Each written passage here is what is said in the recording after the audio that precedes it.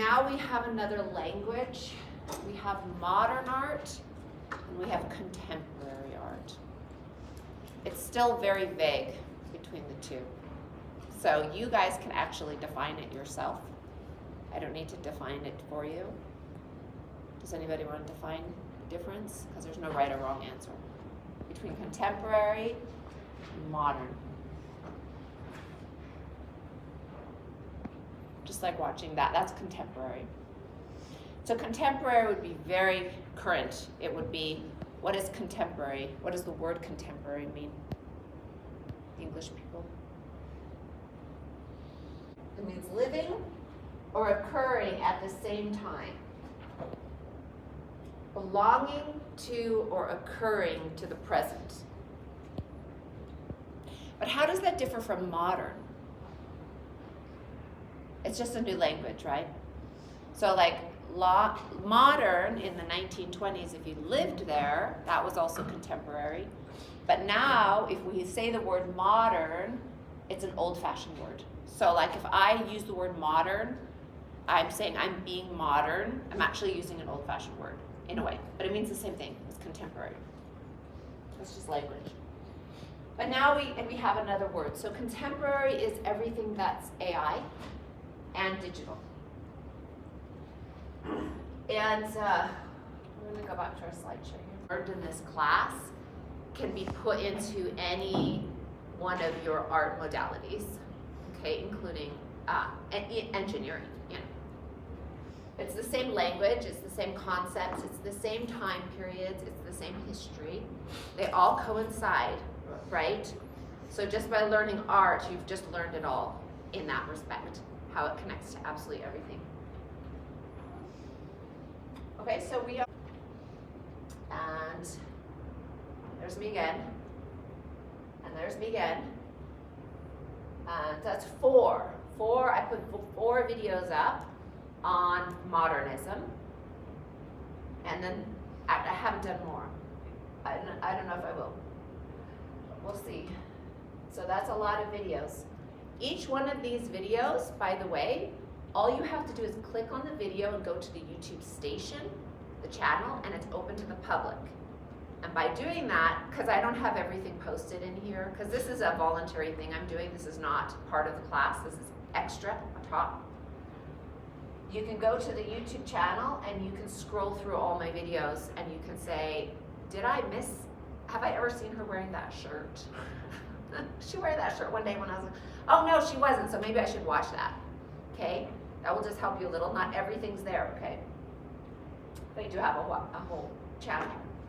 And you guys are the only ones looking at it because I'm not that popular. All right, so let's go to,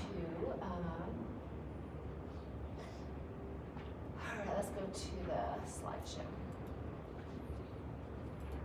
Before I do that, remember I did offer everybody 5 credits for this. Some people don't want to do it because they feel it's immoral, but I looked it up, it's not illegal. It's just, if you don't want to do it because it's immoral, that's your deal. But it's just 5 credits and you can go do Rate Your Professor. So far I've only had one person in this class do that. Everybody knows how to do that?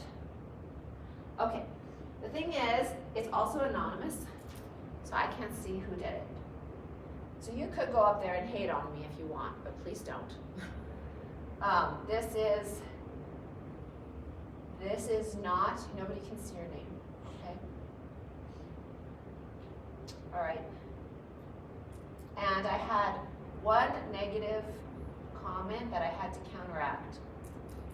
So this is why I'm doing it.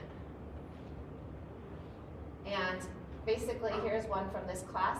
I have no idea who did it. I'm just showing it to you. But I just wanted to respond to it too. I just want to respond to it because in that one it said that sometimes I'm repetitive and so it's hard to follow. Some of these comments that you guys make, and I don't know who made it, I don't care. That doesn't bother me. But I like to be able to, it's hard to get that just to me without it in talking to my face because I have something to say to that, right? So like there's a reason I'm repetitive. The reason I'm repetitive is because when I look around this room right now, there are 10 stable people that I see their face every single day. maybe 12. The rest of you guys, I don't see you every single day. I see you come, I see you go. Sometimes you're here, sometimes you're not. People who I'm talking to aren't here, okay? So it's not about the 10, 15 stable people that are always here and always present. I mean, I adore you guys and I'm grateful for that. But what I have to do is I have to teach to 68 people. I can't teach to just 12. And so the reason I repeat myself is so people don't get lost. I'm not doing it I'm doing it intentionally is my point. And I'm sorry if it bores you. But, so it's hard for me, do you understand how it's hard for me to get feedback without being able to respond? Can you guys understand that? Because I don't have an opportunity to explain. Yeah, that is your experience, but this is the reason why. So just be conscious of that, okay? So this, Ray, my professor, because we are going to have a final exam and it is required by SU that I give it to you. And it is required that I give it to you in a test format. So what I'm going to do, last semester I gave it in class and I had a problem because I had students show up the day before sending me really horrible emails. How dare you not be here? I'm in class and I've been here for 2 hours. They were at the wrong time, attacking me. So I really don't want to get into any of these situations again with any of you guys. Not that you would do that, but you could accidentally because there's so much stress. And then if you get here and you sit here for 2 hours, you get angry, not realizing that you didn't read the email, 3 of them that came to your desk. So it's all online. You don't have to show up. Okay, you don't have to show up for finals week. The test will be harder and it will be posted online. Now, if you have a preference for me to be here, I can be in the room. That's not a problem. I can be sitting at this desk and you can take the test here if you feel like you need to have me there for you to ask questions. It is an open book test, meaning you can look at any resource you want. Okay? All right. Any questions on that? How many questions will be on it? I don't have the I keep adding. I'm creating it, it's almost done, and 50, 100? No, not like that much. About lower than 50. Okay, so, and it's gonna be a lot of the same questions. I'm recycling questions, okay? So that means the questions on the other ones are gonna come back around to bite you if you didn't. Yeah. Is it open the entire finals week, or is it just like open? I'll open it the entire finals week until I have to lock it to do my grades, which will be the end of the finals week. Yeah. So that will be Monday through Friday, I believe. And I'll lock it Friday. Okay. So I really want to do you guys justice and go over what's on. So this is repeat. Impressionism. Impressionism looks like this. It doesn't look like post-impressionism. Why doesn't it look like post-impressionism? What makes impressionism different than post-impressionism? Remember, post-impressionism is, I'll show you so you understand what we're talking about. This is post-impressionism. Do you see a difference or are you confused? Because this, for me, I got 90% wrong last time. Yes? Isn't the difference that you can actually make shapes out of this one and not the ones that you Shapes is a good way to define it. Is that what you're saying? Make shapes. There's more shapes. Yes, so there's more to look at. There's more defined images. That's one way to tell the difference. Okay, there's 3 different ways it's being painted here. This is pointillism, meaning they're using dots. This is probably using really thick impasto paint, kind of making that palette knife feeling, so it's thick. And this is painterly, meaning they're just painting, like with strokes and stuff. Okay, let's go back. This is Impressionism. Impressionism, I can show you more Impressionisms, but I'm only going to show you It's not like I'm showing you artists I haven't shown you before. Right? You know, like,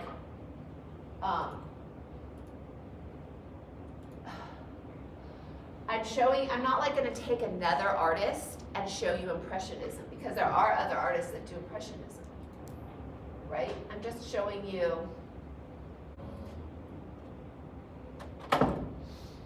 like if you're in class right now and we're having this conversation, I can tell right now that 20% of the class is not in this room. They are not gonna get it, okay, because they're not here listening to me, fortunately, even though I have videos, everything, okay? So Impressionists is much more like a landscape, okay, in general. The other ones have landscapes too, okay? Post-Impressionism has landscapes. But the thing about Impressionism is what comes right before Impressionism? No. Realism comes later. Realism, yes, realism, sorry. You're right. Who said that? You said that? Realism, Romanticism. I was thinking photorealism. Realism, Romanticism, and the Victorian Age. Neoclassical. These are all right before Impressionism. Okay, so yes, realism is what creates Impressionism. So realism, what is realism? We'll look at that too. The art of realism. It's like people working. Right? It's the farmers. It's the things that never really got painted before. This is Impressionism. I'm just showing you. They're not moving very fast, like a little slideshow thing. This is Post-Impressionism. Post. Why is that post? Probably because the way it was painted. It's the way it's painted. This one as well. It's post. This would be more Impressionism. You can't see so much. Like you can't see so much. Now there's a borderline that I'm not gonna tease you with. I'm not gonna tease you at the border. I'm showing you that this is post Impressionism, okay? Because there's so much paints and it's so stylized. Okay, but I'm not gonna like go through all that stuff with you and be like, make a really hard decision for you. I'm going to show you the ones you already know. Okay? This is the one you already know. That's Impressionism, and it's Claude Monet. Anytime you see Claude Monet, he's Impressionist. That's all he did. He never did anything else. Picasso did all of it. Claude Monet never did anything else. That's why I'm only going to show you a Claude Monet, because he is Impressionism, like the definition of. Okay, this is Henri Matisse. I don't have him on the test. Okay. We do have Art Nouveau. Art Nouveau is on the test. Who knows what makes Art Nouveau Art Nouveau? Let's take a look. We didn't go into it too much. I don't know.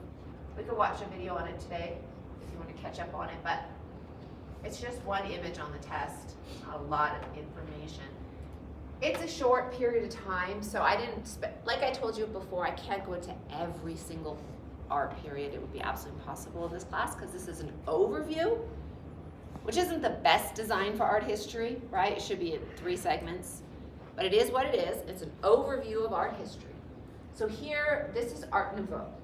Now, Art Nouveau is very important because it creates graphic design. Graphic design does not exist without 2 people, 2 parties. The style of Art Nouveau and which artist? The engraver.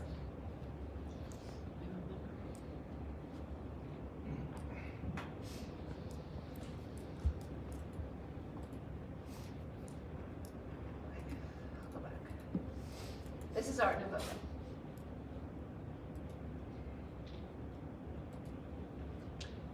Okay, so you know, those chandeliers that cost 10 grand, what are they called?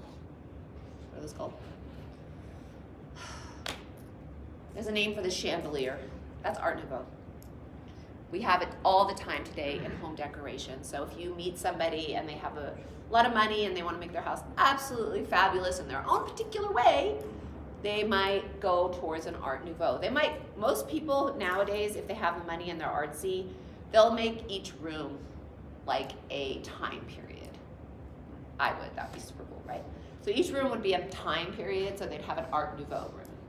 Like all the furniture and pieces in it would be Art Nouveau. And it has a Rococo feel, but it's not Rococo, okay? It's different, it's modern. It is a modern version of Rococo. So, comes from a lot of Japanese art, it's influenced by it. It's very stylized. It's very crisp, clean, and stylized. Okay. So we have all of the advertising for shows and concerts and operas and all those good things will be using this art to advertise them. It's very squiggly, very strange, very niche, even that word is another word that we were just using, metropolitan, right? That's another word to describe, we're on the cutting edge of art. Okay, so you guys feel like you know what that is? Let's move on. There's a little show here on Art Nouveau. Well, let's see. Taken a decidedly academic turn. To be considered a serious artist, individual. I'm going to just show you a couple little videos today. We'll do this one. I'm going to cut it early, and then there's one that covers all like the modern art that we just discussed.